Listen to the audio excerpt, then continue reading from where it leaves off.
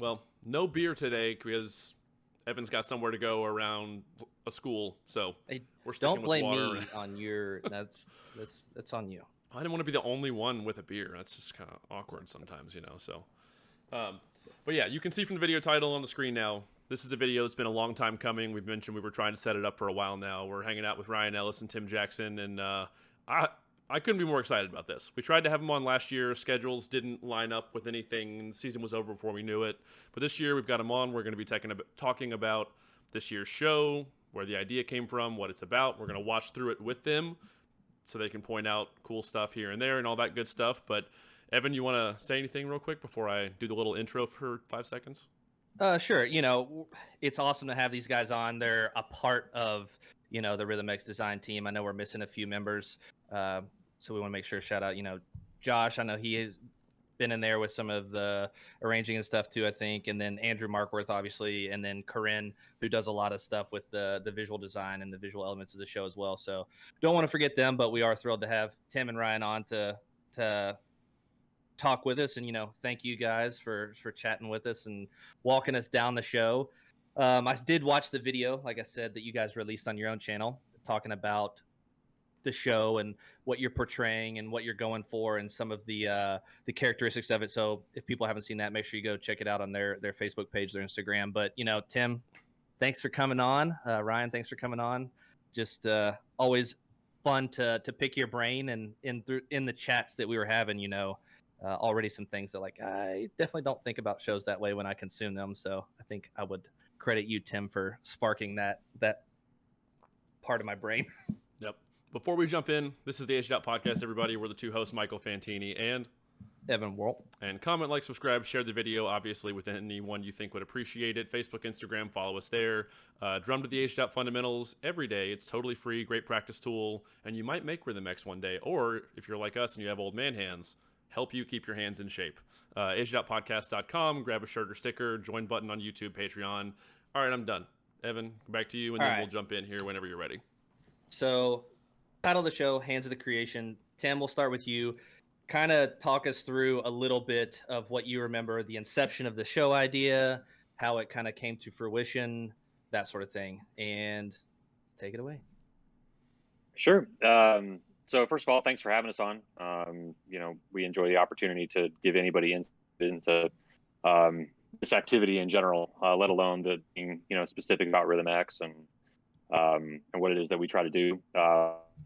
So this every year the show design goes on a huge roller coaster. Basically, we start somewhere and we end somewhere else, right? What we try to do is get together pretty soon after the previous season ends, have a little bit of like a program about what it was, what we did, what we liked, what we achieved, what we wished that we would have achieved, and kind of like what directions that we went on and all that. And usually around that time we just sort of bring some really vague general ideas to the table. There were a number of things with together. It's kind of like you could bring anything you want.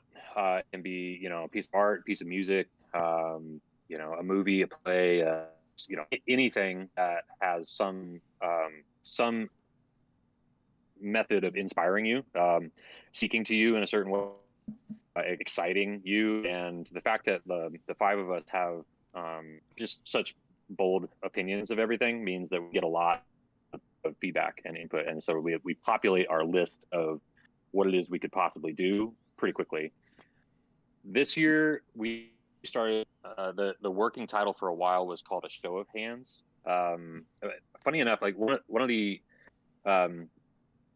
original ideas was just we were sort of looking at what we could do to utilize the talent we knew that we were going to have, like literally the hands of all of our members, performers, musicians, battery, front ensemble.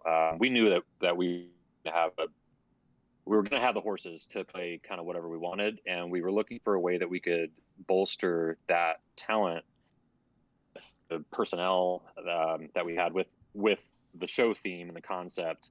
And so we were talking about hands and hands being unique and interesting and motivating. And so we started with A Show of Hands, and that led to we were all over the place. We were talking about hand gestures, hand puppets, hand stands, hand everything, like just whatever we could do or think of to kind of like like what would you do in a show called A Show of Hands. There has been that title or that phrase has been utilized before. That was a turn off for us, but I think somewhere along the line, maybe a couple months in, Ryan and I had a conversation, and I always trust Ryan's gut on how he believes or buys into what it is that we're discussing. And he was sort of thinking that, like, even though we had thought of a lot of conceptual ideas, none of them had the depth that we really wanted or needed. One of the things that he brought to the table pretty early on was the image of the creation of Adam, just those iconic hands of God and Adam that were depicted on the ceiling of the Sistine Chapel and one of Michelangelo's frescoes. And we started talking about other pieces of art and how they could influence the show. MC Escher has his hands drawing hands. We had, we had one of my favorite references is from the Mel Brooks classic Robin Hood Men in Tights. Early in that movie, there are a bunch of prisoners that are reaching their hands through this like grate in the floor. You see all these hands kind of reaching up, like hammering at Robin Hood as he's being led to the dungeon. And it's just this imagery that like sticks in my mind that I'm like, well, what could we do? Like maybe prop wise, we have a bunch of hands involved, and that scene finishes with all those hands coming up and giving the middle finger to the guards as they walk by. So it's not we want to directly utilize that, but anyways, we had all this imagery and stuff, and we're just like, well, there doesn't seem to be the depth to it that we want, and I think that's where it really kind of to take off when we looked more deeply into Hands of the Creation and how inspiring that like the creation of Adam. So that's where in the title, that's where that comes from.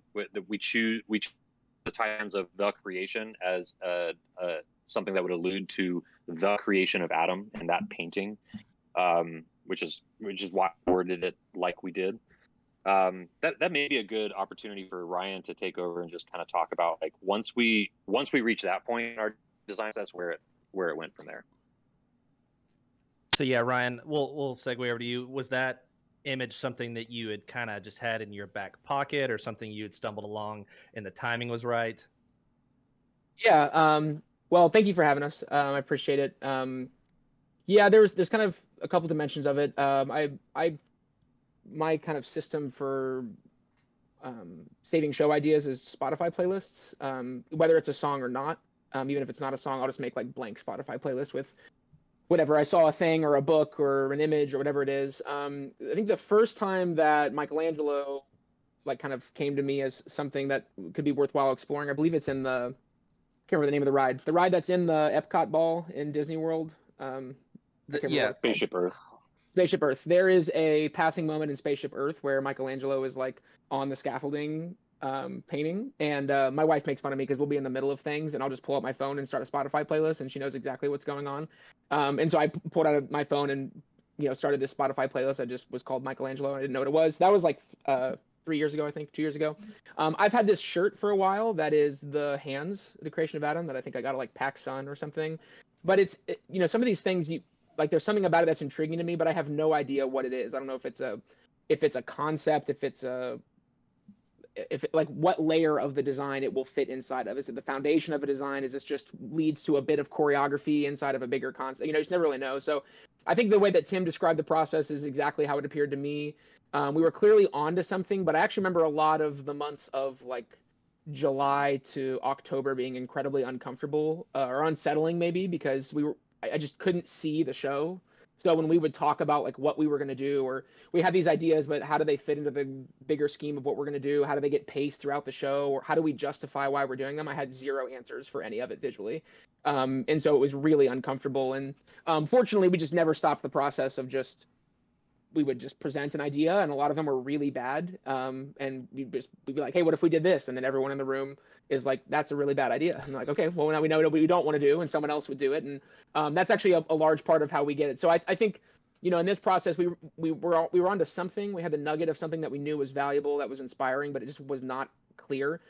So it took a lot of chipping away to get what this is. But once we kind of, We considered how to find something with hands that was more inspiring, more encompassing, and the creation of Adam is something I'd been kind of sitting with. And once we started exploring that, then ideas start coming. Well, what if we do this? Well, what if we do this? And to me, that's always like, okay, finally, like there's a direction. As soon as a conversation starts that doesn't really stop in terms of the possibilities of what we could do, that's where I start to feel some comfort with like, okay, this is an idea that can go, because the reality of PIW in a 7.5-minute show is that every single second of it, especially on the visual side of things, has to be fully justified and entertaining. And so if the concept can't support a million ideas, it's not worth pursuing in our classification. So so the creation of Adam was really kind of like the linchpin. We already had some other things we knew we wanted to do. We just didn't know how to organize them into a production, and the creation of Adam and then Michelangelo, the Sistine Chapel kind of became the catalyst from there. Cool. I think that's not surprising to hear that you all, the 5 of you, have that dynamic where you can just look somebody in the face and be like, no, that's not a good idea. To keep you all each grounded in terms of what you think would work or wouldn't, or would be cool or not. That kind of dynamic, I feel like, is a very healthy way to bring the best ideas to the forefront. So I'm not surprised to hear that's how it operates for you guys. But do you want to hit anything else, Evan, before we jump into the video? Well, I was just going to talk real quick about like the floor setup. I know you guys talked in your other video too a little bit about it, but just why you made the choices for the prop arrangement that they are. I'm assuming, Mike, everybody can see this at this point. It is now up, so they can see the opening set. Basically, the members are in that circle in the middle, and it made so much sense once another staff member pointed it out to me. But like, why you situated it at the 4-1, what that represents, the drop cloth, etc. So yeah, somebody we'll start with you, Ryan, on the visual side as well. Again, just like the situation of the props, why they are the way they are. It's obviously very intentional. Yeah, well, the prop structure is pulled directly from the chapel. On the curvature of like where the wall becomes the ceiling in the Sistine Chapel, there are these like triangular structures.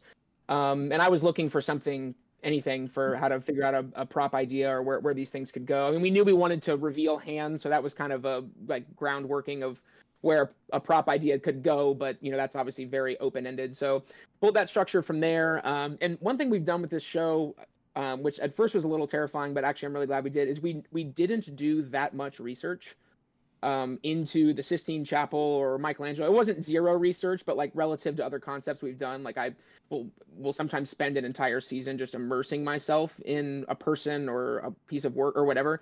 And we haven't done that. And what that's allowed is for a large degree of imagination in terms of what these things could have been. So, there was a couple like kind of givens. It was, okay, how do we represent the chapel? So you can see there's kind of like those lines on the floor that are pulled from the chapel.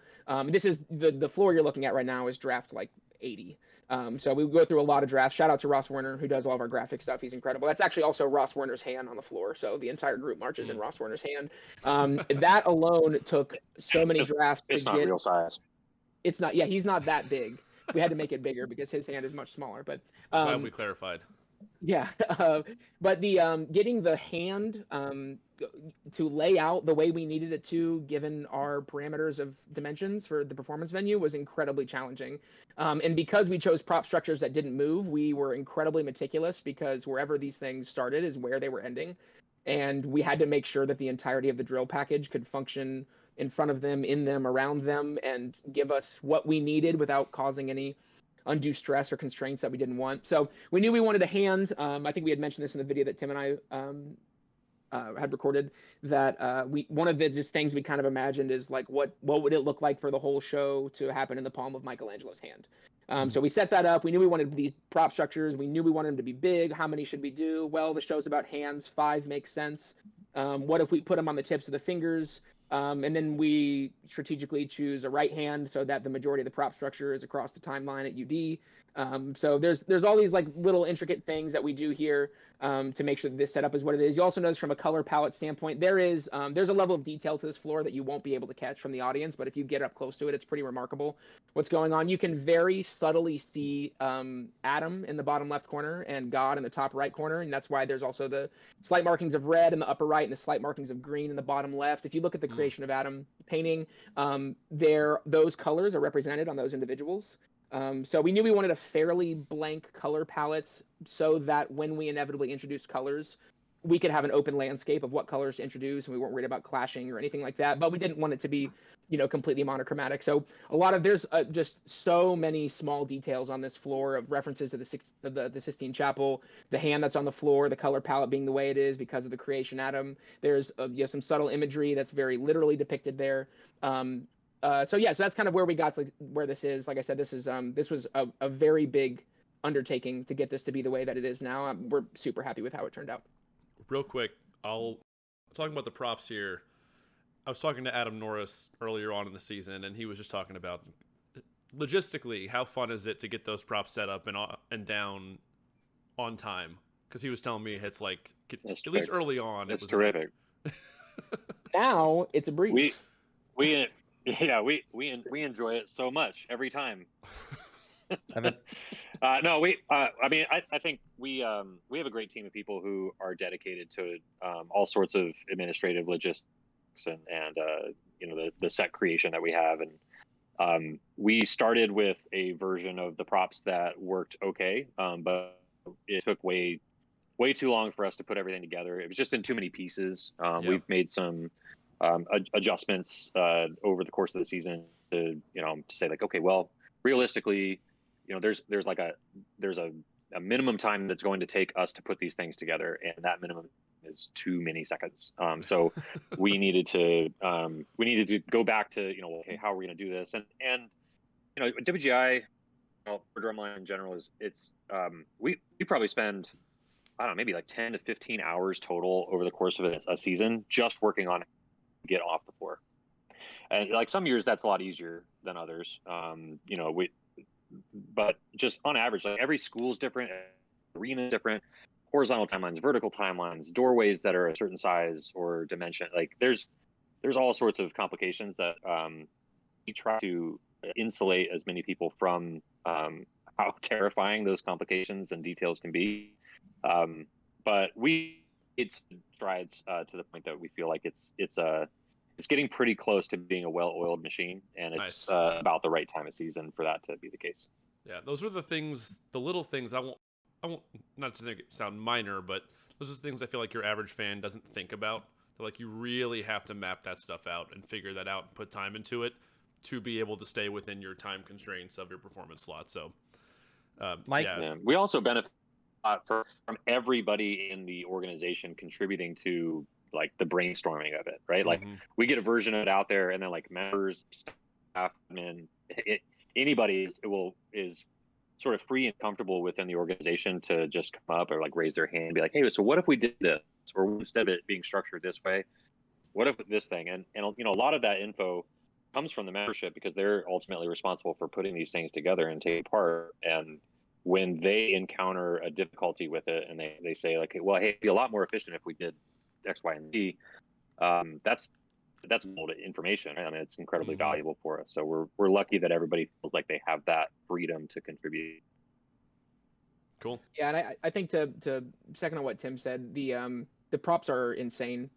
They're just it's ridiculous what we're doing. And I mean that from like a construction standpoint. And I remember the first time we got one to Indy and we set it up, and it took like 35 minutes to get one of them assembled. And Tim and I were both there, and I was like, this is the most terrified I think I've ever been, like in a single season. And this is all a testament to, like Tim said, the membership, the administrators, everyone who's worked on the props.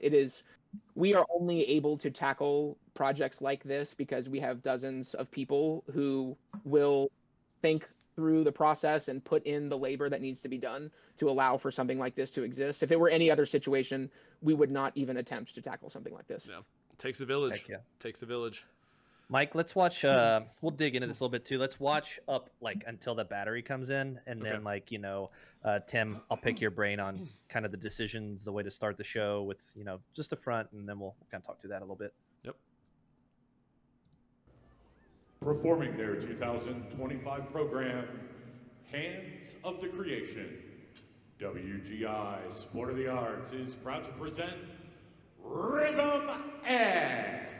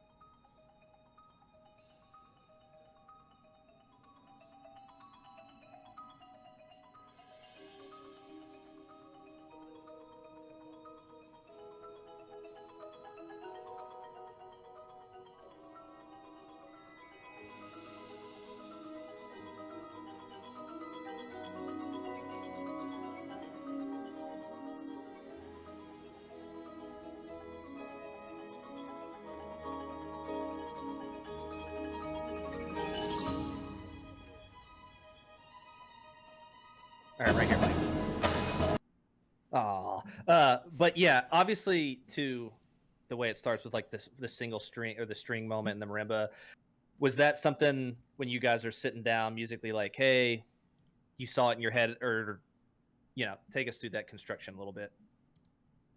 I think we started once we started down the road of a show that was inspired by Renaissance artwork, a genius Michelangelo, a complete masterpiece like the Sistine Chapel. We knew that we needed musical source material that sort of put you in that mindset. So the song is it's a piece called November by Max Richter, and it was on our like spy playlist of just a bunch of tunes on there that every time that I would sort of shuffle through that playlist and listen, on drive, working or whatever, that tune would come on, and I just sort of felt immediately like the vibe that it created right away. It put you in that mindset. Like it's just it's a violin, right? It's like just really high pitched, and then solo violin that comes in, and it's so simplistic in its representation. Like you look at on like the sheet music almost looks like an exercise, like an RPO exercise, whatever. But like it's the chord progression, it's the tonality of it, that just made it this really majestic type of soundscape. And we listened to that and we just kind of all agreed, like this is how we want the show to feel. And I think more importantly, it's like sometimes you create a show and you want people to like bob their heads to it, right? Sometimes you create a show and you want them to like lean forward and be introspective, or sometimes you create a show and you just want people to laugh and have fun, or like there's this myriad of emotions you can try to control and cultivate with the program that you have. And so I think that music, I remember listening to it with the entirety of the design team, and we were just like, this is the vibe we want. This is the maturity, the Ellis. This is all sorts of descriptors of what we wanted. So that's where that came from. The pacing, I remember a phone call that I was on with, and I was talking to him about how the beginning of the show, we always wanted it to be like, what was it like for Michelangelo to walk into the Sistine Chapel knowing he just got this job? Like there's nothing on the ceiling, there's nothing there. It's just like his paints, drop cloths. Like he's looking at essentially a big blank canvas that is, and he wasn't even a painter. I mean, obviously he's very talented at it, but like his main gig is a sculptor. So he's like, even when he got the job, he sort of told the Pope that gave it to him, like, hey, Raphael should do this, right? Like I'm not even the best person for this. And so like we knew that as much as we could assume, that when Michelangelo looked at that ceiling, it was a daunting thing in front of him. Like, what is this going to turn into? How much of the eventual final version of it did he really in his mind? And what must that be like as an artist who has this sort of perfectionist nature and realism in his blood? Like, who's a sculptor, not a painter. Like, what must it have been like for him to look up at this thing? And so I was talking with Ryan over the phone. I said, well, imagine that he's looking up and that he's really pensive about it, and he's thinking, and he's got his hand on his chin, and he's just sort of like tapping his chin, just wondering, like, what am I going to do? And Ryan's response to me was, I'm literally doing that right now as you're talking about it. Right? Like, as you talk that mannerism, I can just picture him on the other end of the phone, just kind of looking up at his own ceiling, or, like doing this sort of thing. And I thought, well, how cool would it be if we just created thread along with the 16 note backdrop that we have with the front ensemble, and with that string sound and with that arpeggio. And so that's one of the very first things that happens, is that we have this like 16th note, like representation of curiosity, impending majesty as well. And then, you asked prior to playing this clip about like the motivation for kind of like the structure of this musically. One of my favorite introductions of time in Rhythm X history is 2009 Touch. I think like it was rehearsal letter D. It's the very first note that the battery plays. It's like the loudest note in D. That's I'm sure wrong, but the inspiration for that musical pacing came from a Foo Fighters song called "Let It Die." And I remember hearing that. I was on my way to work in like fall of 2008, and I heard this song starts with guitar and then it builds and builds with drum set behind it, and then the vocals come in and everything. But then like right before it drops and just gets like, hits you in the face, it goes right back for just a split second to the very first guitar like hook that you heard at the very beginning, and then it all just lands. And I heard that song the first time, and I like pressed pause and I called Andrew, and I was like, this is great. We gotta use this at some point. So this is sort of a like I imagine that when Michelangelo started this endeavor, he probably went with what he knew would work, right? Like he sketched out some things like I've had success with this before. Let me start with that, right? So there was a little bit of that element in there. Like that's just my personal favorite introduction to any rhythm expo that I've ever helped to create. And so I was just inspired by that as well. And November by Max Richter just gave us a great foundation to make that possible. Cool. So you want to back up and rewatch that and let it go into the battery moment now? We'll back up a little bit, but also like, obviously too, visually there's all that sort of curiosity happening with the ensemble as well. Just like the realization of like their hands and stuff. And I know that there's quite a few people that probably have their involvement, Tim, Ryan, Corinne, with that. Was that like something that it was inspired by, like the motion of like, oh, look at what my hands can do? Ryan, kind of chop away at that for just a second. Yeah, well, so the first idea, that this was not the first draft of the beginning of the show. The original idea we had was a even further continuation of the drop cloths that you see on the props and on our center snare in the middle of the floor, and everyone in the ensemble was covered in drop cloths, including the front ensemble, and we had them made very early, and we got to rehearsal and we were stage trying to figure this thing out where everyone's under drop cloths, and it went so badly. And one of the most beautiful things about Rhythm X is that it is filled with some of the funniest people in the world, and no one on the design team, this is like a moment to champion Josh Brickey. If he, while watching something being created, even gets the slightest whiff that he doesn't like it, he will roast it until it goes away. And I think in a lot of organizations that would be like, like a cultural misstep. Like it'd be like, just give the design team their time, or, where's the respect or whatever. But the general goal that I have is, if I can get the entirety of the Rhythm X staff to not make fun of what we're doing, it's going to be just fine. And so we were trying, the Slack channel is filled with Scooby-Doo pictures and like stuff like that. And like, and so we did away with that idea. And we got to this one. And I mean, honestly, what Tim had just explained was kind of the extent of the motivation that we had going into this. And this is all Corinne. Shout out to Corinne. This is like some of her best work. She's completely brilliant. And even the choreography up close, like if people get a chance to see it live, there are subtleties to what the membership is doing that is just outstanding. So we kind of just gave her this palette, and this is one of the benefits of the team being together for a second year, is you start to learn more about each other and how to work. And so once the Scooby-Doo idea didn't work, and we were like, oh, let's scrap that. And then it was like, well, let's just put them in a dense shape and just give them to Corinne and see what Corinne does. And then this is what came out of that. So it's really, really great. She did a great job.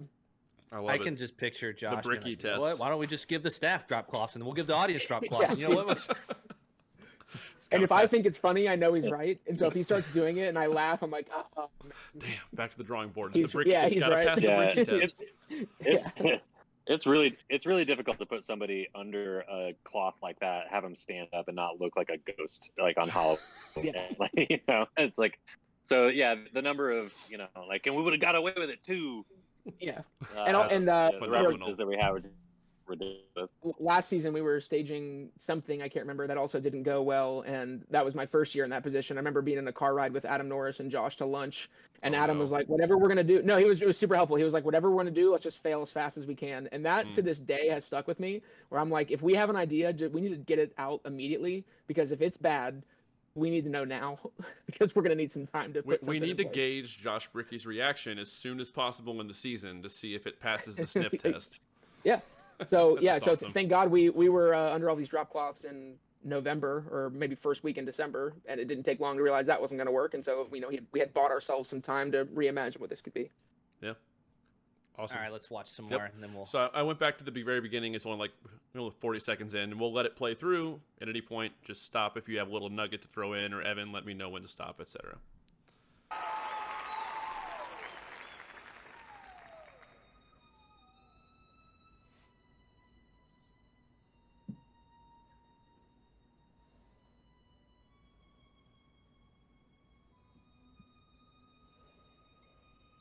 as a fan too, I do love when things are both literal and you know, figurative. Like, oh, we're just using our hands. It's literally our hands. But the layers. Yeah, it's a little bit cheating because it's like, how can we not?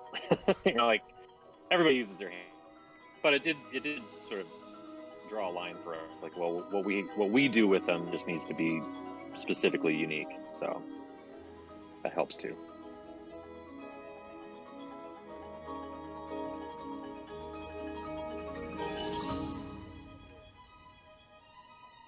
The touch thing makes sense.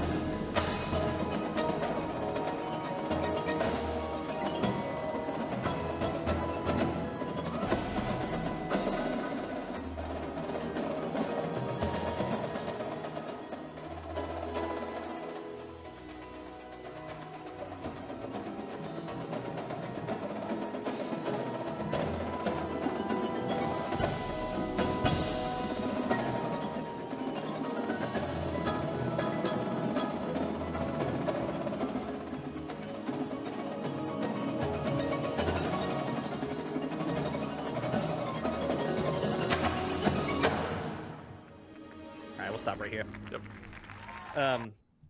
So obviously you talked about like, we'll just give him a grin and we'll put him in a tight block. And then, so we'll start with you, Ryan. Obviously everybody starts off, you know, we're pretty dense, but did you have like an idea? It's like, all right, we're going to, you know, get this kind of start building the momentum gradually to kind of mimic that idea of like, all right, we're going to start this process and then like build, let it kind of snowball, or what was the thought process behind kind of that opening statement? Yeah, well, I mean, similar to what Tim had discussed, and with that first musical arrival and how that was going to be paced, I knew we had to get them into that shape. And one of the things that was inspiring to me was imagining it's letter E, that first time that they play, was imagining that being like the first official drop of paint on the canvas. And it made sense to me that we would be incredibly patient with whatever progression was going to happen, as though it was from like a singular paint drop to another paint drop to a brush stroke to something discernible. So if you notice, they sit in that shape for quite some time, and the choreography we do is incredibly slow and patient. You know, if the show in our mind to some extent is this holistic journey from nothing on the chapel to it being fully painted, there was a degree of patience that felt appropriate for the beginning. But honestly, one thing that's been really bizarre about this show but has just worked is, you know, last year we did Blackbird, and the lyrics of that song just created the horizontal pacing of the show. This show has none of that. So it's just been like, here's some ideas, and then Mark Worth just kind of writes, and he has this like sixth sense with the way that he writes that just allows for visual pacing to work. I don't know if he's thinking about it while he's writing or not, but it just comes to life the right way. And the other variable here was the props, them not moving. One concern I had was, how do we pace this out to fill up the entirety of a show in a way that makes sense? And so I wanted to spend as much time under the drop cloths as we could before it became boring. So we were being very meticulous and patient with how all of these variables are introduced to make sure they could last the entirety of the 7.5 minutes. So I see a progression in the drill itself, and that might be what you're getting at.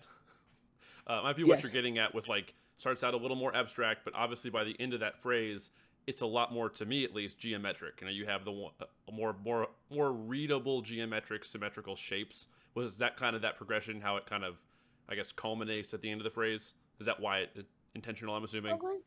Yeah, to some degree. This is my son Theo. Theo, say hi. Hey. Yeah, so the opening stuff is all centered around one of our members, Garrett, who to some degree is like our literal interpretation of Michelangelo. And so you'll notice a lot of the drill is centered around him. And then he slowly goes into the fold of what everyone else is doing. And a bit of freedom we wanted was that we didn't want a character, like one person. Yeah. You didn't want a character that is like Michelangelo the entirety of the show. We wanted members to be able to flex. Is this person the artist? Are they the art? We wanted the freedom to be able to move them around. And so that's kind of how that gets there. You know, we spend the first basically 25 to 30 seconds of that drill just centered around him, and then open it up to what in my mind is the first literal depiction on the canvas, which is this prop structure. Gotcha. Heck yeah. And then Tim, just real quick too, like that's the first full battery moment. So are you and Andrew coordinating like, hey, I need this amount of time, or does he just kind of give you what you need, and then like maybe it's like I could probably use a couple more here, like I have this idea that I use a couple more bars. I want to like kind of work through a full battery, then like into more of a segmental type trading the ball. What's that dynamic like? Well, the dynamic, awesome. I mostly write music with one other person on this planet, and it's Andrew Markworth, and I couldn't be happier about that. I've been doing it for a very long time, and I think that we have just sort of an innate understanding of what the other wants to do. We also have a really cool relationship to be able to just say like, hey, I think we ought to make an adjustment like this, whether it's something he wants or like he brings or I bring to the table. It's pretty easy to just find a compromise or a common ground, or to have the other person just put their foot down and say like, no, I don't think that's right at all.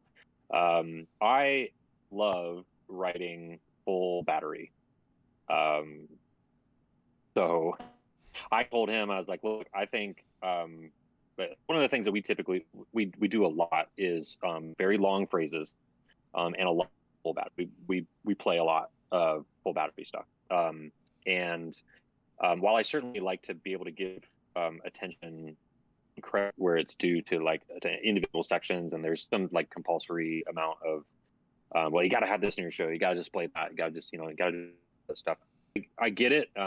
It just doesn't change what it is that I want to create. And I think one of the lines that we'll continue to discuss about this show is that like it's not a Sistine Chapel show, it's not a Michelangelo show, it's not. I mean, yeah, it's influenced by that, but like the core of what makes us really excited about the show is that we didn't know what it was going to be. We didn't know what it was going to turn into. So we allowed discovery and development to happen with the skill set we knew we had and that other people had around us and that we knew were going to come to the forefront. We had a framework and a structure, but like everything is just, it's an organic development.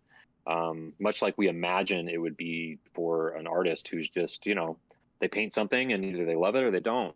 And if they love it, they do more of that. If they don't like it, they get rid of it or wipe it away or put primer over or something and then start over, or, like crumping up the proverbial piece of paper and tossing it in the trash can and starting over. So the way that this developed, I'm sitting there looking at the pause of the screen, just being like, could we have stopped on a cleaner drill set? But I was literally just thinking that thought. I'm like, oh my gosh, please. No, yeah, keep going. Yeah. No, let's talk about how they finished the. There we go. Okay. So, yeah, I know. It's like, there's still time. Put black. So this was a while back too. So we started with a framework. So we knew that we had November. Andrew basically just wrote a framework. It wasn't all filled out. Like it didn't have all the parts in there, but it was like, this is the marimba line I want to have happen. This is the pacing. This is the overall like dynamic involvement. Can't just be loud all the time. We can't be soft all the time. There has to be some sort of push and pull and variety and contrast in there. So he gave me a framework. I sat down with that framework and I sort of put it together and put together what it is that I wanted the battery to play. And then I sent it back to him, and then he filled out everything else. And that essentially just that was it. And then we listened to it, we looked at it, and we said, "Yep, that's good." And we sent it out. For some reason, the first thing I wanted to play was just a really long series of notes. And when I did, I kind of felt like I think the first thing that I wrote was actually like consistent 16th notes in the first measure. So that like one iana that we play at the very beginning, like that was here, but it was all accents, like one iana, like it kept going and didn't have that space in there. But when Andrew wrote to it, he wrote the front ensemble parts as just being da da da da, and they had this space after it. So I was like, that sounds a lot cooler than the version that I sent. Let me just delete 2 and then the E of 2, and then we'll go on from there. And so we deleted even more notes to give this landing where you weren't just flooded with density right away. There's just a little bit of space. Then that rim shot comes in on count 3, and then it's just off from there. There's a funny moment in this. There's that moment we get to all those files. We have that like dun dun dun dun, that guy. All that we like kick out the leg, and we move a little bit halftime in those files for a while. And I remember sitting next to our visual captain, Trevor Dunbar. I was sitting next to him in a rehearsal, and we were working through the top of the show. And, like, we had just gotten the staging, or we're going through it. He's like, so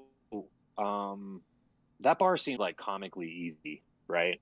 And I was like, Trevor, that's like my favorite counts of the entire thing.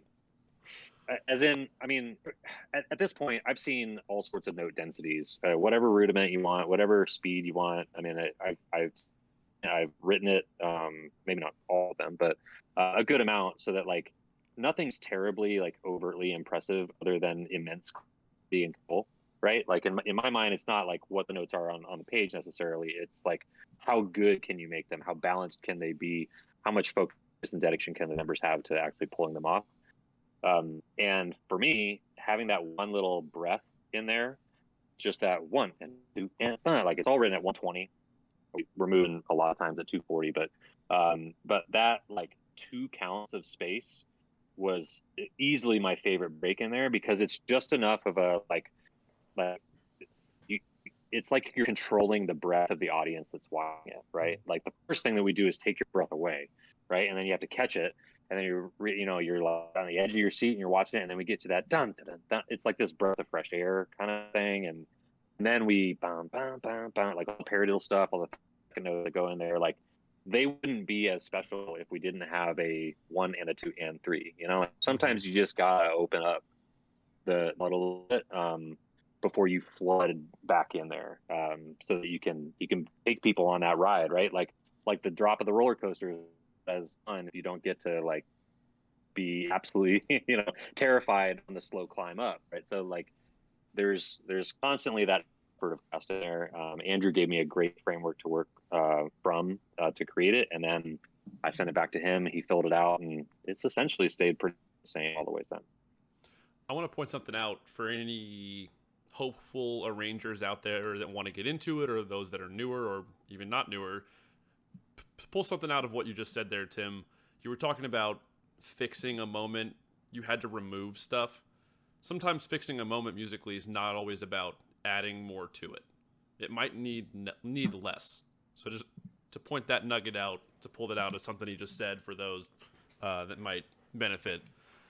So we good to keep also, going? So far, No, go ahead. Yeah, we'll keep going. But also, so far, there's been a good trend of whether it's design process, visual elements, musical elements. You need a yes man that's like, yeah, we can do this. But every ensemble also needs a no man that's like, maybe not. Maybe not that is one. Josh the no man in this situation? Well, he was the no man for the we have a one thing.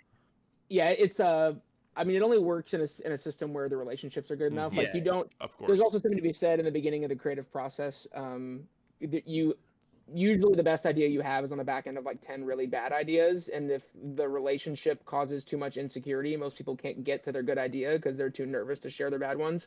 So like, one reason that we can do it is because a lot of us have known each other for a while. Like, I've known Josh for over a decade, and I trust him implicitly. So I'm like, if Josh thinks this is lame, there's a pretty high likelihood that it is lame. Yeah. And I didn't mean it as like it's just a designated one person, but just the ability to say no. Someone has. Yeah, and the opposite is also true. Like, if we stage a moment or we play something, and I'm using Josh as an example, but it's really everyone on our team, and people are hip to it, I'm like, all right, we're onto something. Like, it takes a lot to get past this group of people. So if they're about it, then it's probably good. All right. I think go ahead. To also Sorry. just kind of add on that like, when we're speaking about Josh a lot, like it's not like he's negative about this. Like, he brings things up in like with levity for sure, but there's a very that's because his heart is deep in this program. It's deep in RhythmX and this organization, and he is immensely dedicated to it being the best thing that it possibly can. And so it's not always like, the thing you came up with or the thing that you thought was cool isn't. It's more like, hey, just look in the mirror for a second and just be sure that this is what you want next to appear as to the public who's going to consume the product that we have. Right. And that's incredibly valuable. Yeah, for sure. 100% agree.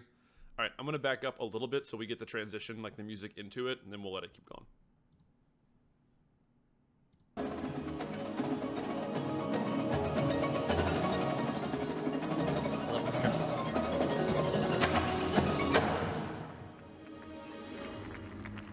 Get our first unveiling.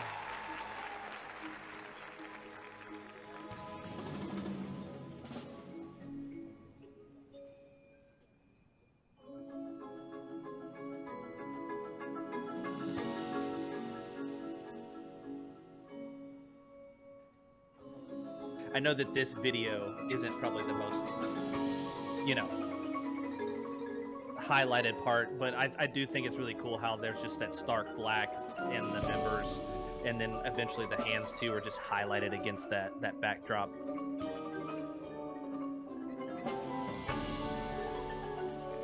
I also appreciate how the members kept their drums on through all that. They took them off for a second. For a second, yeah. Yeah.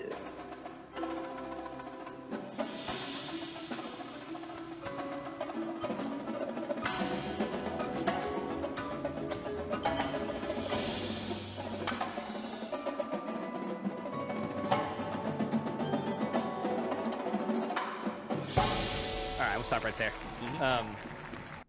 So just went through a lot. Obviously, the unveiling of the props, taking the drop cloths is that a off. good visual stopping point?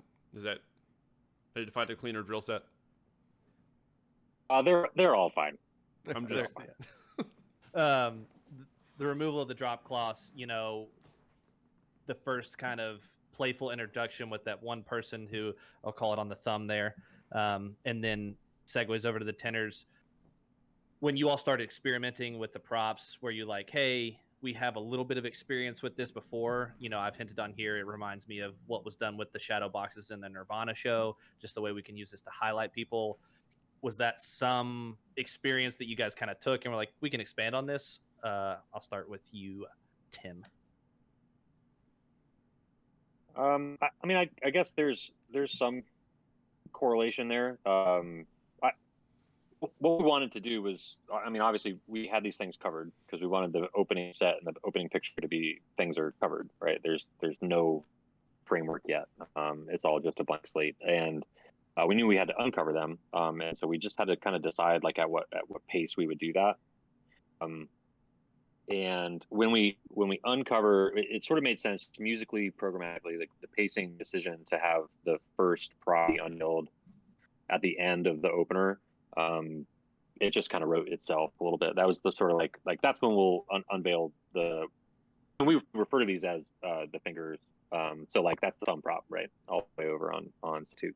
And so we build the prop. Our visual ensemble soloist who's in there, Joy, this is the first opportunity that we had to basically inject our shadowing into the show.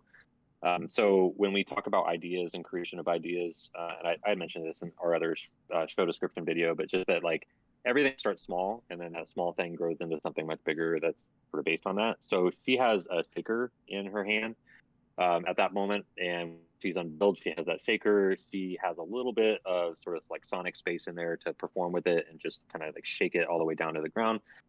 That happens twice in her. And this is just like the seed being planted, right? Like, so like our sort of visual and musical representative of an idea is just like taking shape and starting somewhere. That's where that starts. The other thing that we wanted to do here, there are a couple of things that like we were inspired by instruments that are played only with your hands as opposed to with an implement in between your hands and the instrument. And so the shaker was one. The sound effect that we have at the beginning of this is the kalimba. So obviously like a kalimba being played with thumbs, the shaker being played only with your hand. One of a number of things that were just like tactile instruments, right? Like you only need your hands to play them. So this was one of our first opportunities. I think the music was sort of developed here a little bit sooner than the staging, which is almost always the case, or at least it has been this season. And we knew the quad feature was coming up, and we had 4 quad drummers, and we had 4 props that were left to be unveiled. And so we said, well, why don't we unveil the quads inside of these props? So that it was sort of like a, you know, like what's the magic behind this decision? It's like, well, we needed to display the quads because they have a feature coming up. We have 4 props that we need to remove the enormous drop cloth from, and we have 4 quad drummers. It's Fantini and Evan. Also, the front ensemble feature that Evan, that you were just speaking over the entire time, which is great. That happens and has these like 4 like sequencing like these little like flurries of notes. This and Andrew knew, but before he had sort of like constructed all of this moment of the show musically, he knew that we wanted something that was going to be a musical influence that would align with us removing that from the props. So if we play it again, and we can listen to that that front ensemble inflection that happens sort of aligning with the display of that, that'll make just a little bit more sense too. All right. Well, I already backed up, so shh, Evan. Get so excited. So there's the kalimba.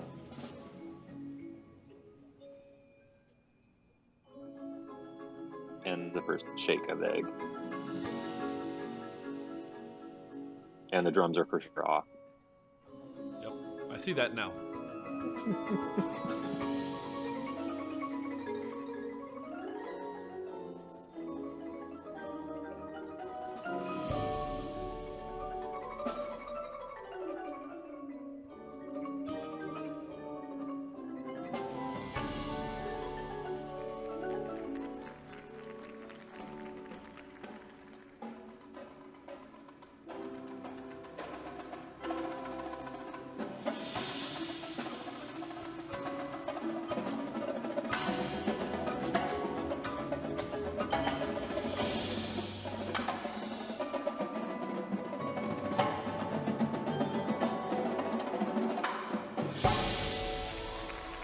I'm sure also, Ryan, too, as you alluded to in the beginning of this, like giving every, and we'll listen to the bases too, every moment like a visual purpose. It's nice when it works out that way. It's like, oh, we have these 4 drop cloths to remove, and we got 4 quads, so we're gonna give this moment some good purpose, and it's gonna make a lot of sense. Yeah, it was a very nice coincidence. And there, the thumb prop. This is draft, I don't know, 6 of what we were going to reveal. We just at one point we're just like running the gamut of like, all right, the drop cloth comes off, and then there's and then we would just try this thing, and like, that's not quite right, and then we'd try this thing, that was not quite right. And one of the, it's always kind of fascinating how certain ideas come to life. Like the egg shaker has become a thing; it's become a through line in the show. Whereas if you would have asked me that in December, I would have been like, I don't see that at all. But then these moments come to life, and you're like, no, that actually makes perfect sense. That's exactly what we need. So this moment specifically with Joy is a little bit like retrograded to match a moment that'll be later in the show. Heck yeah.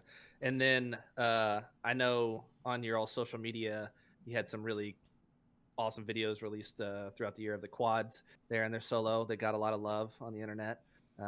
So yeah, good for them. We love that. Yeah, they're good. They're real talented. You don't want to mention it at all? We don't want to talk. Yeah, people said there was a slight resemblance of the quad break from RCC 2009, the totem break. What? What are you talking no about? way. I love the assumption that there's a world in which I wasn't aware of that. Okay, just to clear the air on all this, my opinion of the 2009 RCC quad is that are maybe one of the best that has ever existed in the history of WGI.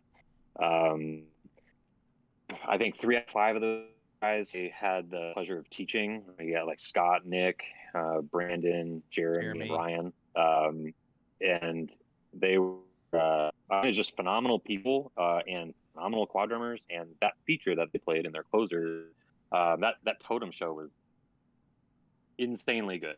And it's one of my all-time favorites. RCC, I've been an RCC and Blue Devil fan for a long time for obvious reasons. And I had a phone call with Sean Vega, right? And I called Sean and I was like, hey man, so in this show this year, and I told him a little bit about the inspiration for it, and I think a lot of people think that like the Sistine Chapel painting that Michelangelo is one of the most perfect paintings out there. I think that quad feature in particular is one of the most perfect quad features that's ever been written. And so I very intentionally wrote this quad feature in 7/4 at 224 beats per minute. And which is funny because like Andrew wrote this part of the show at like 192, and I just like ignored that, and I just said. It was like 192.44, and I just said no. And I texted him. I was like, "Hey, I just sent you my copy of 2. I made some changes," and I had literally just like bumped the tempo up by like 32 beats per minute, and I had completely changed the meter, and anyway, so we get to the end of this, and obviously, like the last double stop pattern, I think there's a slight difference, the double stop pattern that we play than like what the original was, but and then the 16-0 pattern is like verbatim. I also love the way that they released that feature. Like they just played the spike shot, and then they ghosted the crossover release, and then they just threw their arms down. You know, like, and I was like, well, I can't go that far. Like I can't do all of that verbatim. So, you know, obviously we sort of punctuated the with that drum 3 rim shot and like the double stops and everything. But anyway, I had this phone call with Sean, and I told him, I was like, look, I think that that's one of the best features that I've ever seen, heard, experienced. And so I just wanted your blessing to be able to put that in the show this year, because I think it's a representation of art that, in my opinion, is as near perfection as it gets. And he was like, dude, of course. He's like, if you ever need like backup on this, like if somebody ever like calls you out on it or whatever, like just give him my phone number, call me up, like, of course. Funny enough, actually, that was one of the like his favorite things that he's ever written as well, and I didn't know that necessarily. I liked it a lot. He's like, I think that quad feature is one of my favorite things that I've ever written that came to fruition the way that it did, and I was like, dude, I'm there. So it is a shout out to them. It is an homage, to them. Are we playing, almost 2 verbatim RCC did 15 years ago or 16 years ago now? Yeah, we sure are. There you go. I reached out to one of my favorite people and mentors in the world, and Sean, and I just said, hey, are you cool with this? Because I really don't care what anybody else has to say about it other than Sean Vega.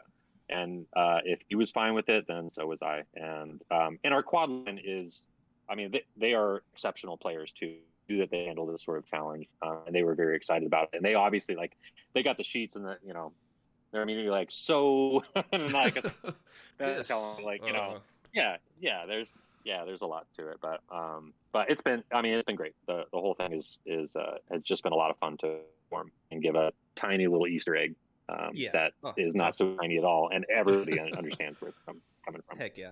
I mean, it makes total sense. I mean, everyone who designs in the world class level is pretty tapped into the activity. So for anyone to think it wasn't intentional is probably more mildly entertaining than people who thought it was coincidental. But anyway, yeah, you gotta love a good comment on that, right? Like, hey, does this remind anybody else of? yeah, it probably does for good reason. All right, let's see if this base feature reminds us of anything.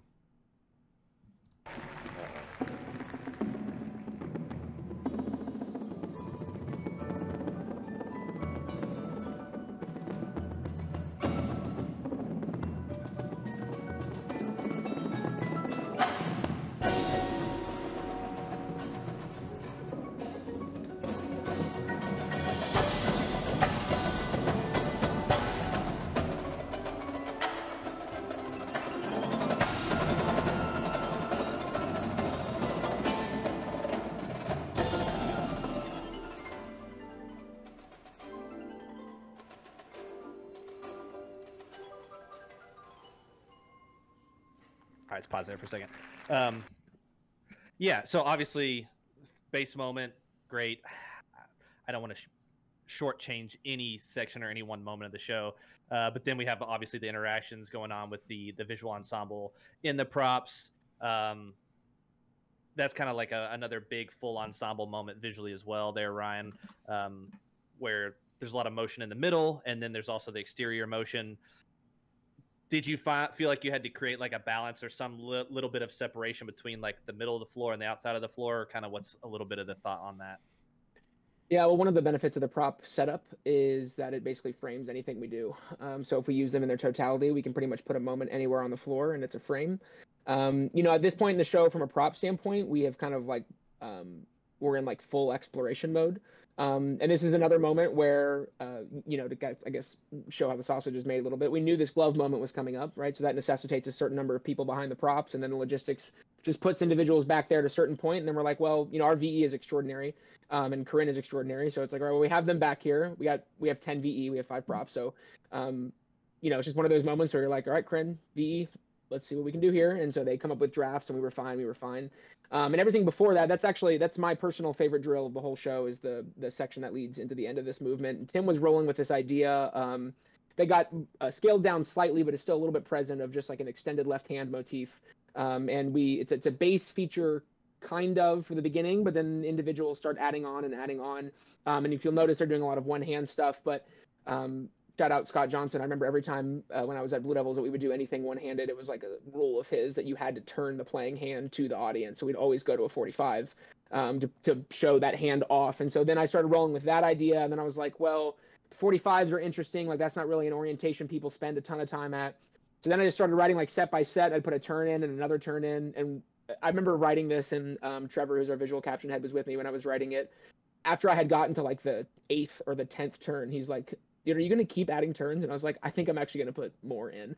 So they go like 45, 45, 45 centered, 360, and then they go like all the way around the other way. And it's like, it just, the way it worked out was really cool. And this is, I was talking about how the prop undertakings that we only do because of, the team of support we have. Moments like this, we only do because of the members we have. Like, as I'm writing it, I'm like, this is insane. This is going to be so hard to clean. But I look at the members and I'm like, I mean, if anybody can do it, they can probably figure it out. So we just roll with it, and then they work at it. And, we're doing visual blocks at 260 to try to get their feet in time for what this moment is. And we're doing like 45-degree turns all over the place. But they do a great job with it, and I'm really pleased with how this ended up turning out. It does not feel frantic, though. Mm-mm. Like, you all are talking about like a 240, 230, these fast tempos. Like, the pacing is like, it does have that breath, like you talked about with the music early on, to where it, I don't know. I wouldn't have pegged it for those tempos, I guess, is what I'm trying to say. So, yeah, I think this is the fastest average tempo show we've ever had. One of the highest average tempo. Yeah, correct. I think the average tempo of the show is probably like 220, which kind of gives a calming effect to all the tempos that are north of 200, because you're listening to it for so long that it doesn't have the contrast to, a whole 90-second moment that's at 148 or something. But it's fast. The whole show is very fast. Which I love. It's been really helpful to write cool drill. I think that speaks to the smoothness and natural state. Might be the right way to put that, but I remember the first time I watched this with Adam Norris, it took me like so long to say, wait a minute, how fast is this? Because it flowed so well, it didn't stick out to me until like a minute or two in, and he goes, yeah, they're moving their feet really fast at times in the opening battery statement, but it didn't strike me as abrasive. It came off as very well handled, well controlled, and smooth, not only from a performance standpoint, but just design as well. It all just worked. I was shocked how long it took me to have that thought, so that's really cool. I think that's one of the cool things about a lot of times in a visual program, you try to decide, okay, how much drill are we going to do? How much choreography are we going to do of this and that? Right? When you have a fast tempo, you can fit a lot of drill sets into not a very long span of time. So you can have a lot of effect that is based on movement of dots around the floor without it having to like saturate the entire show. But this is also one of those unique like put down moments. I remember a couple of times where we kept going back to Ryan, like, hey, so maybe like one of these turns we don't do, or maybe like one of these turns is like only 45 degrees instead of a 180, or instead, like, we came back to him and being like, this is really tough for us to play and move and to do it with like consistency and clarity and everything. And Ryan's response was basically like, that's one of the favorite things that I've ever written. So if you guys need to change it, change the music, but don't change what we're doing visually, because it's worth it. And he's absolutely, and that is, that's another one of those, like, just the relationship that we have with each other and the comfort that we have to be able to not just like bounce ideas off, but like stand firm on something. Like, if somebody can defend why it is that they made the decision and everybody else is like, that's really convincing, I have nothing to say in response to that, then that's also just as powerful as somebody being able to call out like, I really don't think we should do this, and then give those reasons why, and then we sort of acquiesce to that and make adjustments to that too. So that's definitely one of the, we should probably go back a moment and just, yeah, I was just gonna sort say, of starting like, yeah, or just all those, like, all the rotations kind of like toward the end of the bass feature. For what it's worth, I really enjoy writing bass features that lead into full moments. So like a baseline to me is just maybe it's a person like I've always struggled with writing a bass feature that just finishes on its own really well. I think maybe like 2013 is the only exception to that opener bass feature, but like I don't know, it's just I feel like it's such a uniquely melodic instrument, lead so well dynamically and pacing wise into a build for other things, right? So like It works providing well as them a their own foundation. window is important. It's like you're building a house. It works well as a foundation to start out with and then layer on top of. Yeah, so I really just like how that kind of builds into this moment, and the slamming home of when we finally get to the full ensemble is I think even more powerful because of it. It's kind of interesting you mentioned that because I'm assuming you're talking about the one at the beginning of 2013 show, but I like the one later in the show that feeds into the "We will fight." I like that one more. We will boom, and then the buzzes, the double stop buzzes. I like that one more. So. And then it just going right, like yeah. It's almost like you can't really identify where the bass feature stops and where the full ensemble moment begins. Like it's this crossfade kind of. Yeah. And I love using that mechanism all the time too. Cool. All right, let's watch this again and see where we stop. So like you talk about the first three snare drummers come in first. Yeah. It builds. Right. Yep.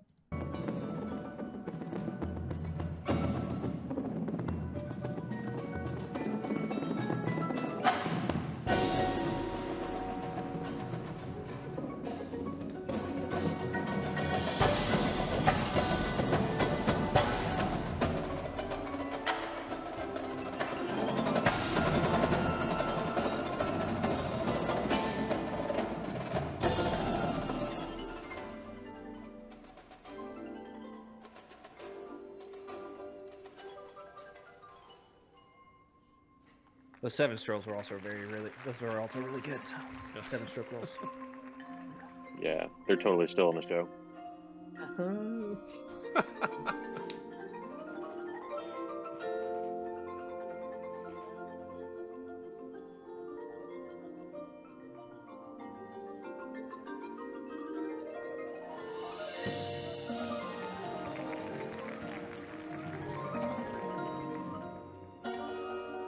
I love that, the reappearance.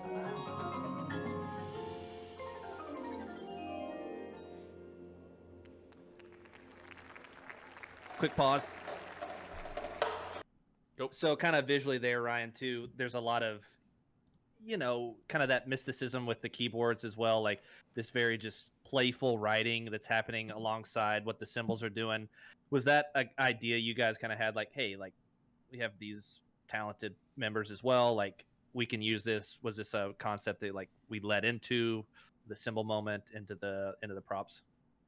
Yeah, well, sometimes moments just kind of write themselves. Honestly, we knew this was the quote unquote the glove moment, right? That's what we were building off of, and it continues to scale into the next about 45 seconds as well. But we knew this was kind of the origins of it, and I was like, all right, so we're going to this glove moment, and we have 5 props. So look at that, we have 5 cymbals. Could we make an entire moment based around them? And again, these are just just candidly, these are the luxuries of designing at RhythmX, because with the members and the staff we have, I can basically just look at the cymbal line and the staff and say, we need you to carry the visual responsibility of the show for the next minute. And I actually have a tremendous amount of confidence they can do it. So we workshop in what it is, and there's this moment in particular has a lot of people's hands on it in a good way. Like there's a ton of intricacies, that if there was like a credit roll for this part of the show, it'd be a lot of people, which is really, really great. And they're fantastic. The cymbal players are amazing. And it's a big responsibility, I would say, to do what they're doing, to have that much of a spotlight on you and that small of a section for that extended of a period of time, to have the entire audience watching. And this is another one of those moments where I think Andrew did a really good job with just the pacing of the arranging. It lends itself to the progression being the exact length that it needs to be. Like you're writing the visual phrase and you're like, oh, I wish this would end in 3 seconds. And you look at the score and you're like, oh, look at that. This happens to. And so everything just kind of came to fruition pretty well with this one. And, when you have talent, it's important to showcase it. And we have a very talented cymbal line and a very talented staff. And so this moment became pretty clear pretty early of, at least the foundation of how it was going to exist. Beautiful. Well, let's continue. Like you said, it's next 45 seconds. It kind of builds up from here.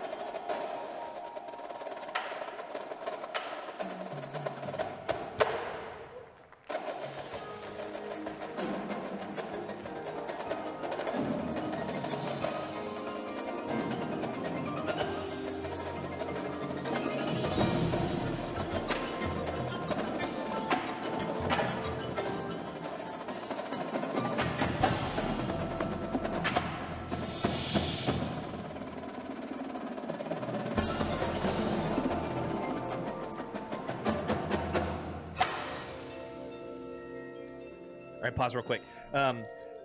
So, yeah, we'll just a couple things to point out there and let you guys. But obviously, you're talking about the glove moment that really highlight what's going on with the hands. The layering is just, I mean, obviously the hands of creation. So literally things going on, and obviously figuratively, that do remind me of mirrors of like touch and just like, how we can play musically with our hands and do literal things with our hands, but there's also depth to that as well from an intellectual standpoint. I think that here, Ryan, too, there's like an idea where you can just clear the palette as well. Is that kind of some of what the thought is with like, all right, we have this snare moment coming up, but we're really just going to like get rid of every other distraction so we can highlight the prop usage in the hands. What was the motivation there? There's certainly some like elements of design thought process when you get to this part. How many people have been on the floor for how long? What is the best visual representation of the way that the soundtrack is? And especially where the show goes in the next minute and a half, and knowing how much energy and velocity was going to be on the floor, I think it was important to just give a little bit of a breath for the visual palette to make sure that we had set ourselves up for the next thing that we had gone. And this is, Tim had mentioned kind of the origin of the show before it was ever Hands of the Creation. It was a show of hands. And I remember the first idea of substance that we gravitated to was leaving the 2024 season and just feeling like we really believe in the hands of the membership, that we could, if there was a way where we could somehow get their ability level to be the concept, that would be, like just a great rendition of what we could do here. And so there's all these moments. I'm so glad that that was able to be a through line. At the end of the day, the art, so to speak, that we're attempting to create is by way of the hands of the performers over the mix this year, and they're just extraordinary. I mean, that whole section in there, the amount of virtuosity of what all those individuals can play is just so outstanding. And then Tim, you had mentioned too, you enjoy writing for full battery. So obviously there are sectional moments. But you just find yourself coming back to like when you're listening to, this is the Benny Greb chart. I'm pretty sure that Greb Chester or one of them was like, hey, I hear this, but I want to get back to this full battery moment. Or when you're crafting those, what's the main thought you keep coming back to? Yeah.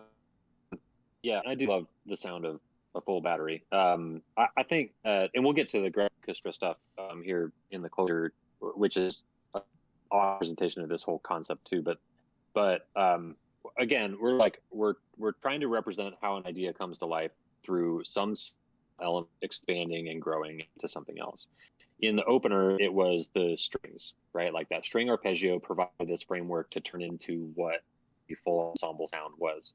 After our front ensemble moment, quad interlude is then like the bass after their feature that then brings everybody in on the one-handed stuff with all the turns and so their pacing, their like 4 at 224, like all this stuff is it built into that big full ensemble moment again there. This an idea early on, and this is like independent of any sort of show design, but I wanted to do a very, very long snare feature. I think that's on my list for a long time. Is like I wanted a snare feature that's like how long can I make a snare feature, right? Like a minute, 2 minutes, and obviously I'm not trying to suggest that I would have made the snares the focus the entire time, right? Like visually and musically. But what if there's a snare drummer who starts playing in the corner of the floor, and then it's like minutes later, and that voice has propelled all the way up until it's like the finish of the feature. I think I was looking at the timestamp on the video as we're watching it here, and I think Moss, who's our first soloist, when he comes in, it's like 4:52, and then they don't stop playing until like 6 something. So I guess I got away with, like, if you look at the snare book for that part, it's kind of reminiscent of like the 20 book, where it just looks like I spilled black pepper like all over the page, because there's a lot of notes in there, and it just continues like the whole time. The snares just don't stop playing, and so that was sort of yet another opportunity for us to take this snare voice and to turn it into something that keeps getting added upon. Like when people finally come back from the props and they join in and they're in the texture as well, it's still a lot of what the snares are doing that is musically and visually motivating what everybody else does when they connect with it. Yeah, the reemergence is also really cool. I like long snare features. I'm a sucker. So to I mean, clarify, who doesn't, right? everybody does. There we go. Like, So, jealous quad lines. A very consistent theme I'm hearing a lot from what you guys are saying, both visually and musically, would it be fair to say that always be looking for moments that start very small, like a work of art starting with nothing, or something you're building or creating with your hands, and the whole thing just slowly, phrase after phrase, is one after that, whether it's visually and musically or just musically? Is it all just build after build after build, like creating a work of art in the different set pieces throughout the show? Is that a way you can kind of view it big picture? Or is that too simplified? I don't think it's the no. I mean, it's on the nose. It's not necessarily the entirety of the program, but I think there are plenty of examples of opportunities that of that. for Gotcha. sure. Okay. Well, cool. and the chapel itself is a conglomerate of many pieces of art. Exactly. The creation of Yep, Adam being that's one fair. of them.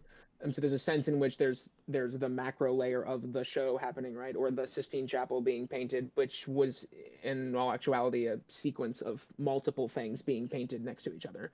And another thought, I mean, to like nerd out on this a little bit for a second, one of the driving like conceptual motivators for, at least as I was thinking about this moment between the symbols and all the individuals in the battery and the visual ensemble that are behind these props, is one of the thoughts or rabbit holes we had gone down mentally when thinking about this was like, how did these ideas come to Michelangelo? Like, did he walk into this chapel, look at a blank ceiling, and say, "Oh, I got it," and then just go? Did he see one thing and then start, and then that thing showed him the next thing, which showed him the next thing, which showed him the next thing? And so the way that I kind of view there's the symbols here, which in my mind are the artists, so you could call them Michelangelo in that regard. And then there's these hands, which are these like non-human creative elements that are interacting with the individual, right? They start grabbing the symbols instrument, they start putting their hands all over them.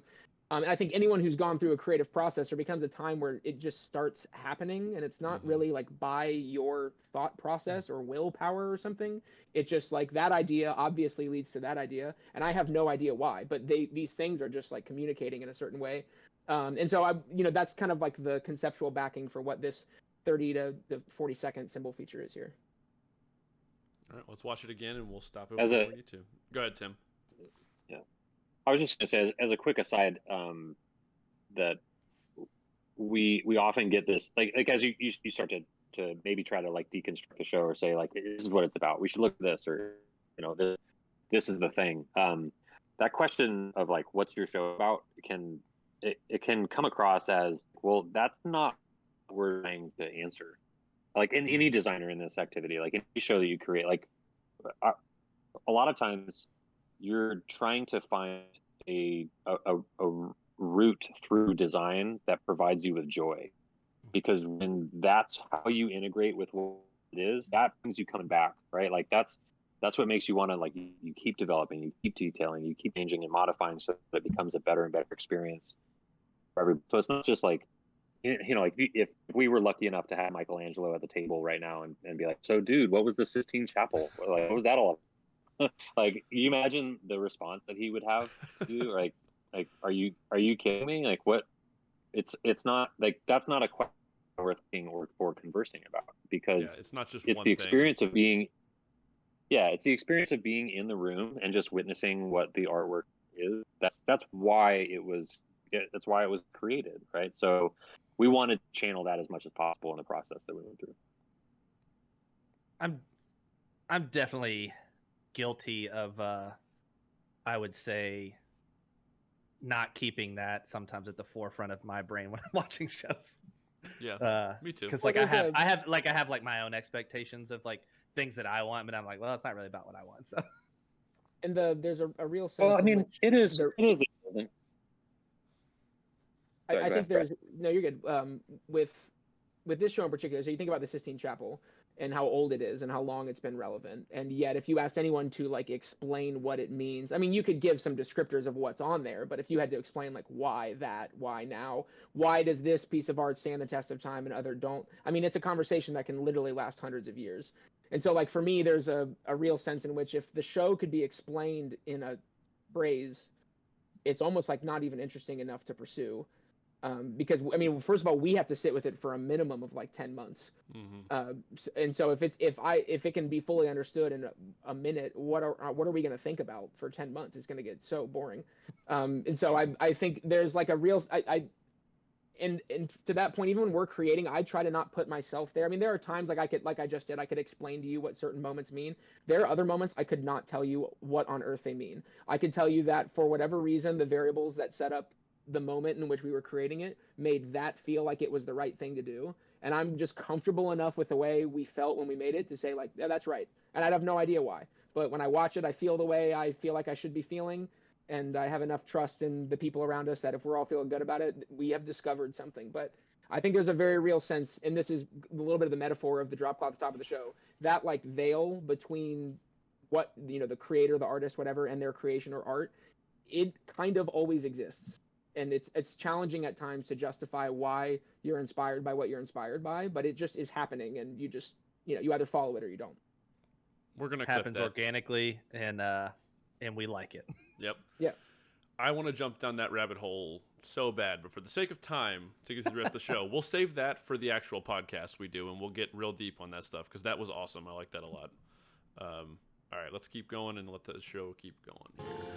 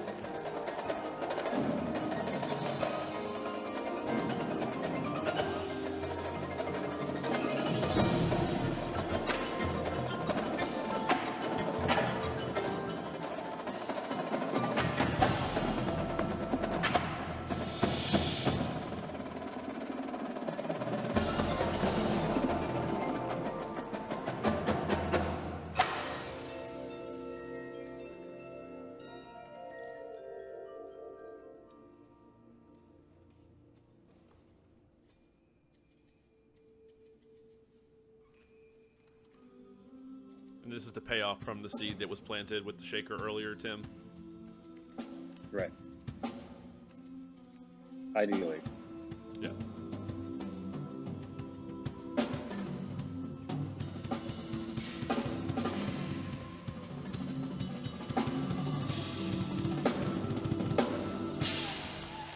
Also a great opportunity to show off the drum set player. Yeah. I'm gonna pause it there for a second. Yep. So, to get a little bit behind the curtain on that one, I was at a Dave Matthews concert over the summer and one of many, and I was watching Carter Beauford play this drum set. So it's like a jam band. So like it's like this long interlude that just kind of like dissolves down to he's even playing, and he's got one stick in his teeth, and he's got just like the shaker going on, and he's just playing this awesome, of course, solo against the shaker. And I kind of like Ryan, like moments happen in time, like in real life, where you're just like, that's really cool. That's really I want to like take some part of why I love that and turn it into something useful at Rhythm X. And so in my own, I just had a little note. It's like X25 ideas that I think I probably just created like right then and there. And I just real quick, like during the concert, typed in like Carter shaker drum set. And so even before like this show concept came to fruition, we knew to have an opportunity to highlight Jai, our drum set player, is phenomenal. But we also wanted to do it in a unique way. And so like this to me felt like a unique opportunity. And then shaker became like, okay, well, it's where it's like did we have the idea that we were going to have 60 egg shakers in the ensemble all the way through? Like, no, not at all. We had to kind of find out like what worked, what didn't, like what could we afford to buy, like can we afford to get like 60 actual like like high quality percussion instruments necessarily. Not that an egg shaker doesn't have its place, but it's obviously on the less expensive end of spectrum. So we kind of just went down that hole, and we found this opportunity to do it. And yes, this is the sort of the long term payoff that Adam had earlier in the beginning of the show, which, as Ryan alluded to, like it wasn't a thought that we had the whole time. We kind of like, once we decided, like, is it going to have, like, we'd written the shaker feature with the drum set and like the choreography and all this stuff. We had staged, we had choreographed that. It was all done. And then we were still trying to answer the question as a design team, like, what does Joy have in her hand when we unveil that thumb prop for the first time? And then what about Shaker came to the table? And that was like, boom, like, of course, yes. And then how much more frequently can we use it in the show? How can then this like foreshadowing through line of something that's going to happen later? And so, sometimes the creative process just doesn't work logically, right? Like you achieve something later, and then like it retrofits itself into what you have already done, or injects itself somewhere else. So, and that was one of those moments. Yeah, I love that. I mean, like you said, sometimes things move beginning to end. Sometimes things are like move back to front. But yeah, it makes total sense. So just taking an idea and be like, oh, there we go. And then it just organically adapts throughout the rest of the program. So love it. And obviously, too, this is the first time we see the visual ensemble as well, like in this color palette change. Yeah. Ryan, on the shaker, dig into why that's the case. Yeah, I got you. On the one thought about the shaker moment, this is a prime example. When Tim had this vision, I did not have this vision. So he's talking about this shaker thing, and I'm not seeing it at all. But he's excited enough about it that I'm just like, all right, if you got it, like let's run with it. And it's become this really cool thing. This is another one of those moments where like Tim was kind of talking about earlier. If somebody on the team, if when you hear them speak, it's with enough conviction, you can tell how excited they are. It's like, right, they see something that I don't see, so let them have it, and something will come to fruition here. The visual ensemble here, so one of the, there's kind of two horizontals running simultaneously with Hands of the Creation, one of which is, the metaphorical value of what Rhythm X is creating. One of them is still the through line of the Sistine Chapel. And so if you look at the Sistine Chapel and you zoom in, particularly around the curvature of the wall to the ceiling where these prop structure, where what we stole from our prop structure exists, you will see these like brass people. And again, I did not do research on any of this intentionally because I didn't want to know what if there's evidence of what Michelangelo was thinking. I didn't want to know it. If people have like reports of what they think this is, I didn't want to know it. I just wanted to have my own thought process. And it looks like these people are like propping up the paintings. It's this really like peculiar thing.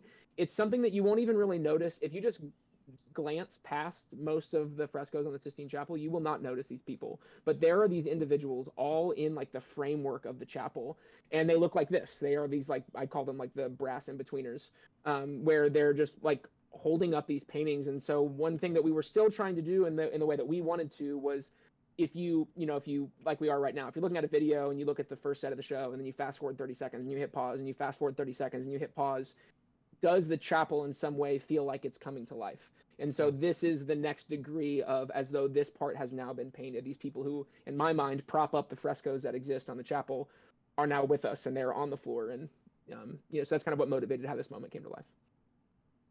Yeah, That's awesome. Never knew. Yeah. Heck yeah. That's why we do these things.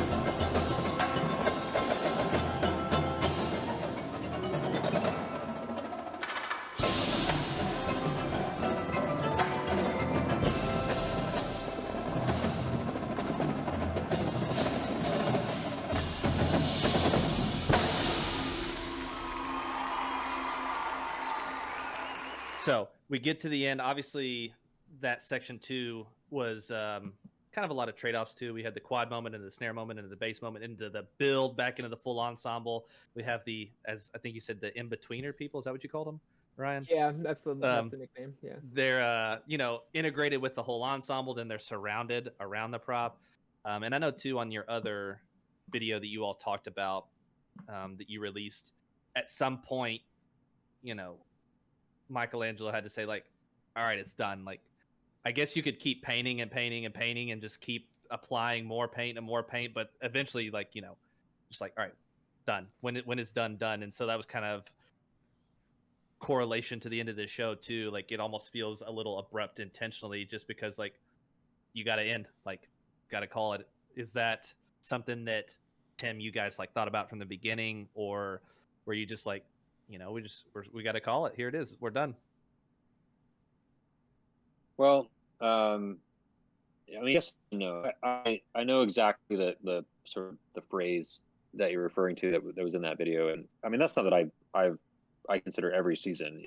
It's like this activity is like you create. It's on a timeline, right? Like you have to be done. I mean, Michael took 4 years to do it, and I'm sure he didn't set out on day one thinking like, yep, 4 years later, I know I'm going to be done.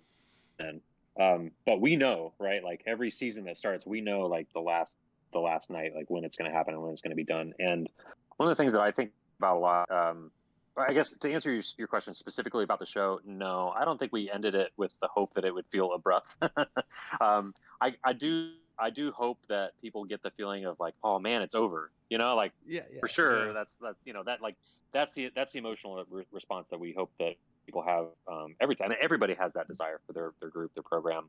Like, I wish we could do this a little bit longer. I wish I could see it again, or I wish we weren't confined to 11 minutes to get on and off the floor or whatever. But I think every year it's important for me to help people understand that there's a stopping point, right? Like, and sometimes that's the cycle gets to the point where it's like you're done, and you're not just done with this show, like you're done with this activity, right? And in WGI that happens more frequently than in DCI because of the age rules and the bonus years and things like that. Like people tend to, if they're involved in both, they age out of WGI typically later, like the April following their last August, So we have a lot of people that we care a heck of a lot about who put on the uniforms every year, that we want to give them the very best experience possible. And we believe pretty wholeheartedly that one of the best ways to do is let them know that this is a temporal thing. Like, let them know this is finite, right? Like you will treat things differently if you know that there is a specific moment we're just not going to be able to do it again. And to kind of keep that reminder in the air and in the room and in the vibe, it continues to help. I mean, not that our membership is incredibly motivated to be the greatest version of themselves every time that they show up for rehearsal. But just having those opportunities as a staff and design team and as mentors to them, like to continue to remind them of that is important. I'll say specifically for this show, what you're seeing now is not what will happen in Dayton. And in fact, seeing in this video is not even what the show is like as of right now, on Monday, March 24th. So this was 2 weeks ago, right now? Yeah, this is 2 weekends ago. Yesterday was 23rd. Yeah. I think what you said makes sense too. Like, I said abrupt, but like I was involved in the show. Like, abrupt may be a crass way to say it, but I was into the production. Like, I didn't want it. I felt like it could keep going, as opposed to like, watching a show. I wasn't thinking, is this over yet? Yeah. Yeah. Well, I don't think you shouldn't feel bad about that reaction. I mean, like, no one should feel bad about their reaction to a subjective artwork, right? Like, I didn't take it as crass at all. But what I appreciate about it is that it opens up the door for more conversation about why did you go that way, right? Like I love to feel like when I go to a show and a performance, I don't really watch the show. I watch the audience, right? Like, I want to know, like a director screening their film or something. Like, I want to know how people feel when they watch something. I want to know, like, every little bit, like, when they tend to, are we providing them a good enough opportunity? When it comes down to it, what we are cultivating with this 7.5 minute production is a once in a lifetime time opportunity for everybody who's in that room at UD Arena on the last Saturday night of the season, right? Like the thousands of people viewing, the judges, the family members, the supporters, the haters, the members, everybody, right, who's just in that building. You're cultivating this once in a lifetime experience, right? Like think of like the best like athletic contest that you ever went to, like the best football game or basketball game, and like it came down to the wire, and you're rooting for your team, and they're behind, there's a comeback, and there's like the last second touchdown or a 3-pointer at the buzzer or what. Like imagine being able to plan that ahead of time, right? And like how powerful of an experience it is to experience that with all the thousands of people in the arena with you or in the stadium with you. Like imagine being able to plan it and to cultivate it, and that's what we're doing here. Like that, in my opinion, I think that's like the magic of this entire activity, is that we have the opportunity to try to coordinate how thousands of people feel for just like one time in that's just super special. Yeah, that's really cool. On the show here at the end, after all of our discussion and talking about like how the phrases build and like works of art, even all the way back to Ryan talking about the drill at the very beginning, starting out and becoming more concrete as that work of art might build by the end of that set piece or micro phrase, whatever you want to call it.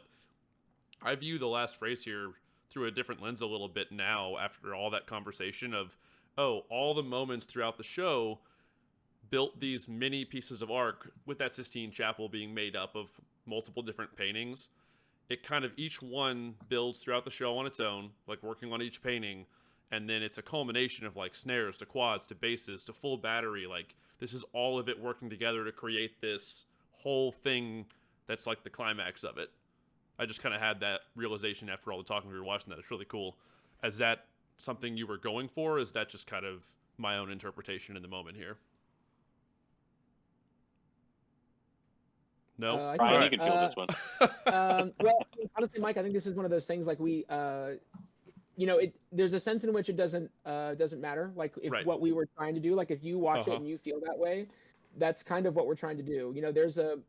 There's a sense of right and wrong to us when we create. Like we'll start doing something and it'll be like no or yes, and we don't always know why that level of like certainty or conviction happens.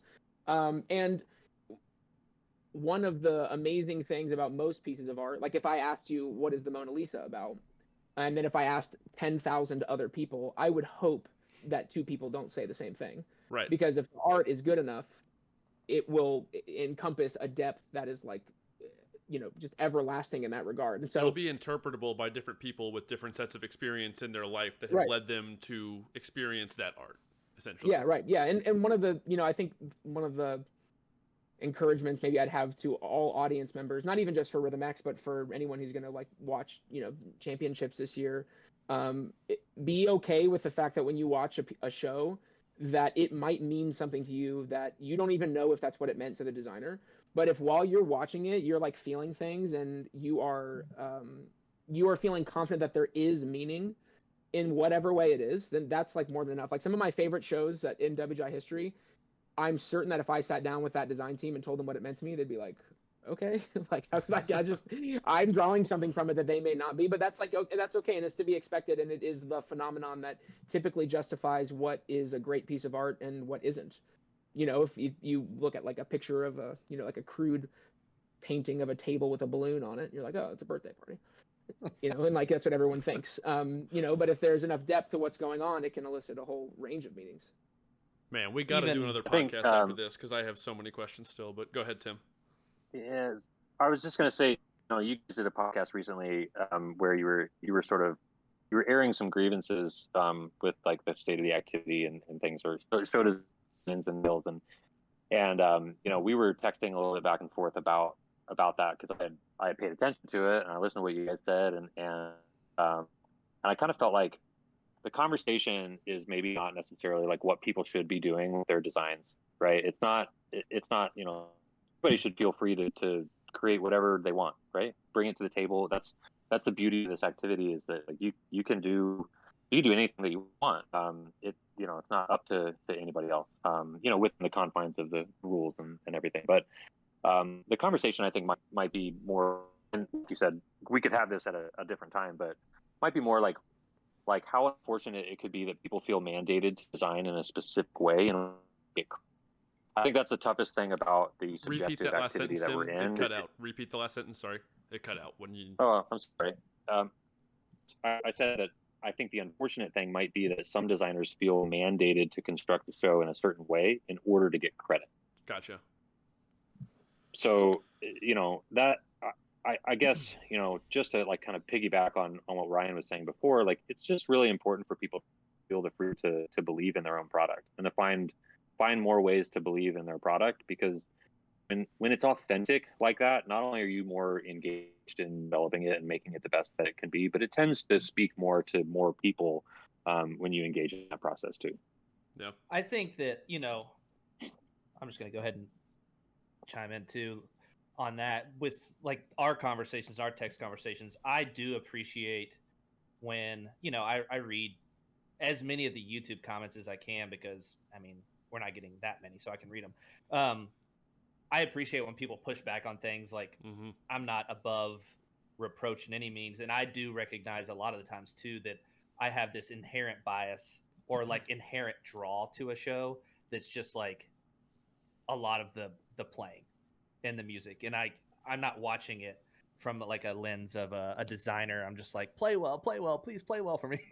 And that's like my inherent bias, like kind of almost like a music ones and zeros. And I do get lost in sometimes like the art within the art, like using this as an example, like the Sistine Chapel, like the building itself is art, much less what's put in it or put on it or sculpted around it. So, I think those things are good. I'm not above people pushing back like, well, have you thought about this? Have you thought about this? And I'm like, well, no, I didn't think about it that way. So, Yeah, and in full transparency, that podcast we put out was a little bit shooting from the hip, because we've been in the middle of a bunch of conversations with a bunch of friends, and we didn't do a ton of prep. And like, let's just talk. It was very reactionary. People tend to be pretty receptive but I'll stand by it. By something. We don't regret anything we said really, but that leads me to ask, Evan, you just said that you focus more on like the play well. Does it all, and Tim, you might have alluded to this a little bit in our text conversation after we released that podcast. I think you even asked this question. Does it come down to the execution level then? Like, if the execution's pristine, does that make the art form more interpretable in different ways? And when is our subjective initial gut reaction, if the execution's not there, we're looking for that, well, the execution's not there, what's the show about then? Like, we start digging deeper. Like, does it need that framework of solid execution to give it that vagueness or make that more interpretable? I think asking does it need it is maybe just missing the mark a little bit. Okay. Like, as in, is the process bound to be more effective if you aren't distracted by inaccuracies technically? For sure. Yeah, of course. If you look at this Sistine Chapel and it would look like a 5-year-old just put stick figures up there, then, you might wonder like, well, one, why was this person paid to do that? But also, like, I'm not garnering a sense of appreciation for this because it doesn't seem like something I couldn't have achieved myself. And that's nuance with this, right? It's like when you look at what people achieve as a team, like whatever in whatever vein, like what area of life that is, when you see what people are capable of achieving, and then you think like, oh my goodness, like what it must have taken to do that, to get there. That's the inherent response that I think makes something more alive as a performance, as like an artistic performance. It's not, you need to play well in order for me to like your show. It's just that accuracy and diligence in terms of technical excellence, that is tough to achieve at a high level all the time. Yeah. And if you witness it happening, then obviously it's going to impact you in a positive way. And on the other side, if you it happening as consistently, it's going to make you feel like I'm not as into this show. Yeah.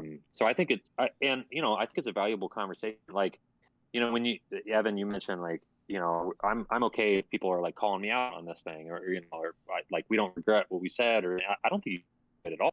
I think the beauty of you guys putting these things out there is so that the conversation continues, right? It's not an argument. It's not like this person's going to be right and that person's wrong. I mean, that's Right. that's just sort of an immature approach to looking at it. I think that the benefit is that we keep talking about why it is that we love this thing, and I think that makes it more likely that we're going to continue to encourage more people to love it as much as we probably do for some reason, right?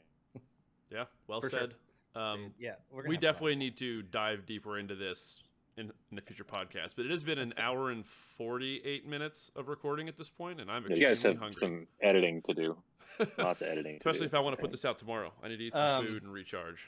Yeah, we've never done anything quite like this, so Yeah. you know, I do want to thank both of you for your time, 100%. and taking the time and setting it aside to walk through this. And this was definitely very, you know, fun for me, selfishly, but hopefully as well, like the people that view it, just the ability to take something and be like, oh yeah, like I can see that, or I can interact with what these members are doing a little bit better, or just like upgrade their appreciation, or just like you were saying, what it takes to, you know, put these things together, and the hard work for everybody involved. Yep. Hopefully the audience will get a ton out of this. I know I did. We'll close this out if you guys don't have anything else you want to say, get into, or anything like that. All Thanks right. for having us. Wish everybody the best of luck in a couple weeks, and looking forward to it. Yeah. Thank you all so much. Appreciate it. Yep. All right, everybody. Comment, like, subscribe, share the video. You all know the drill. Facebook, Instagram, Patreon, join button on YouTube, agedoutpodcast.com. Drum to the Aged Out fundamentals every day, and we will see everybody in the next video. Peace.